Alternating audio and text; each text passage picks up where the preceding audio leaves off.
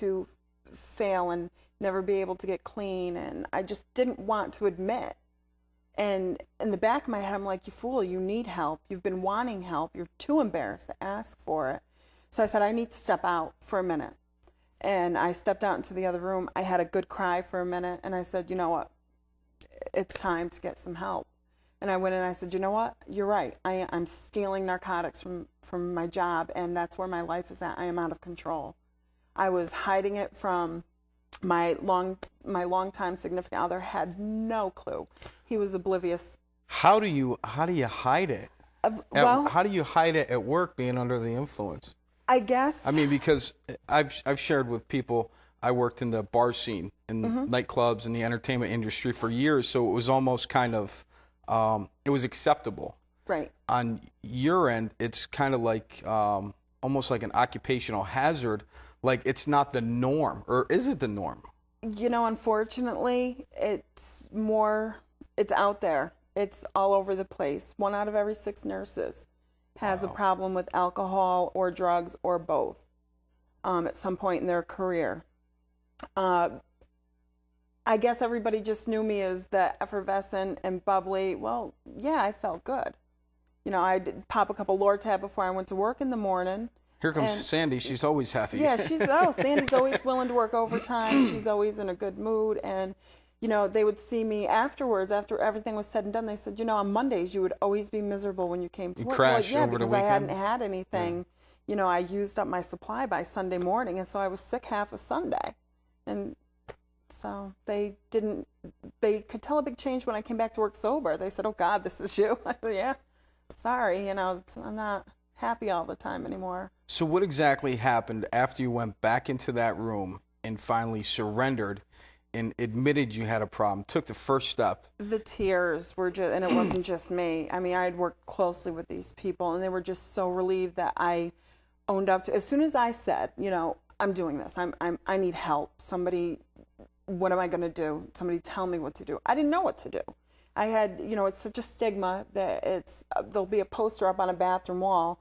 If you need assistance, call this number. But nobody feels comfortable because it is there's a big stigma attached. I was like, somebody tell me what to do. And, you know, the pharmacist was crying. My boss was crying. They were like, all right, this is what we're going to do. And they started making phone calls. And I just felt such relief. At that point, you felt relief. Such a weight was off of me.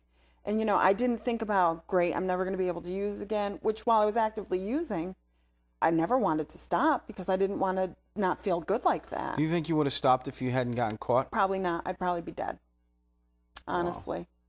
Wow. I was getting way out of control. Not only was I stealing the narcotics from work, but when it got to the point where I didn't have any on the weekend, there was always the corner for heroin.